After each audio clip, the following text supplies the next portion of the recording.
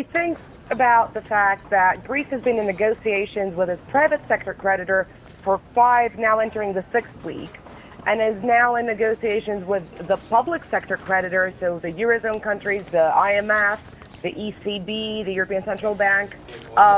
And it was supposed to have reached a deal yesterday, and then it was supposed to have reached a deal by today, and now it's supposed to reach a deal tomorrow. I wouldn't put my money on it. Right. So, Matina, give people, you had an excellent, I think it was a blog post earlier today called "The Clock Goes Tick-Tock in Greece."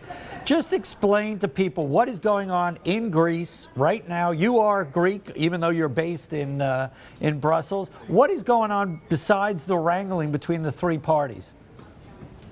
All right, well, let's take it from the top. There is actually a real hard deadline to achieve two things in Greece. The one is to reach an agreement for a private debt restructuring, and the second is to achieve an agreement to get a second bailout, so a second chunk of loans from Eurozone countries and the IMF to Greece to keep it afloat. Those two things are interrelated. The hard deadline is March 27th, which is when Greece has to repay 14.5 billion euro in a maturing bond.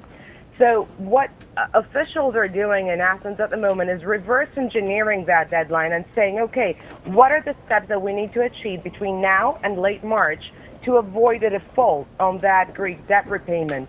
And there are many steps, unfortunately, and they're very, very complicated. Right now, the so-called troika of official sector lenders, so technocrats from the IMF, the European Central Bank, and Eurozone countries, are physically in Athens, and they're negotiating with the Greek government, which, as some viewers might know, is not actually elected. It's a coalition, so to speak, supported by three parties, are negotiating with those parties to get their completely clear and unequivocal support for very hard austerity measures and harsh reforms in order to give Greece the money that it needs. And that's where we're sort of at the moment, with a new general strike announced for tomorrow as well. Right. Now, the acting Prime Minister, Papademos, I think that's what he's called, the acting Prime Minister, has basically, or caretaker. He is basically asked, or he's asked for a quote-unquote white paper. I don't know why he needs a white paper, basically to kind of push things along, saying if we default, if we don't reach a deal, these are all the terrible things that are going to happen to Greece. This is just a political ploy, isn't it? Right. Well, I mean, that is kind of a communicational tool he's trying to use. Papademos is a technocrat himself, had a big career as a central banker first in Greece, and then as vice president of the European Central Bank. He's trying to impose some discipline on these political parties that are supporting him.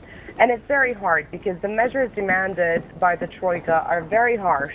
And the politicians who are asked to support them and sign off on them know that they will not be popular with their voters. Reminder that Greece will be holding general elections to actually elect a new government in the springtime. So that's exactly what Papademos has ordered this white paper to say.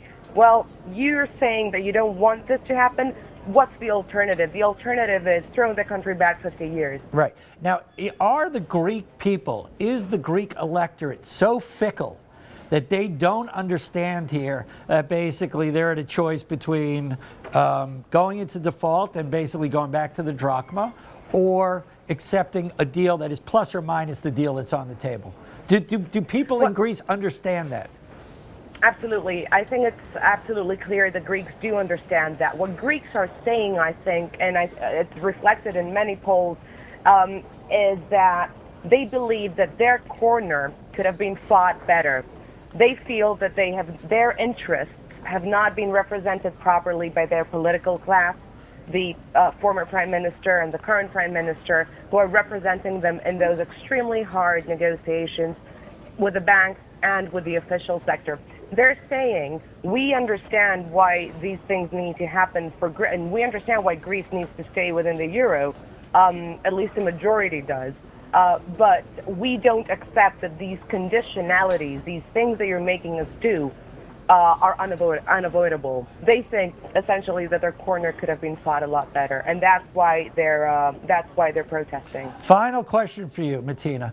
Does the nation of Greece have any more credibility at this stage, any shred of credibility in the eyes of their EU partner nations at this point?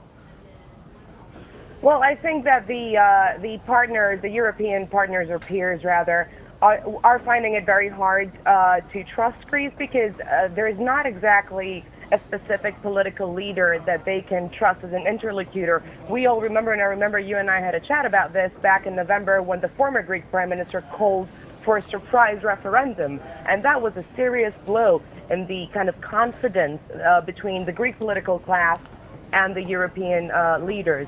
But beyond that, of course, Greece's big problem is that it's lost any form of confidence with the potential multinational firms or foreign investors, as well as international and financial institutions that might lend it money and help it return to the market and become unhooked from the official sector help it's now needing to stay afloat. Thank you very much, Matina. I'm sure we'll hear from you later in the week.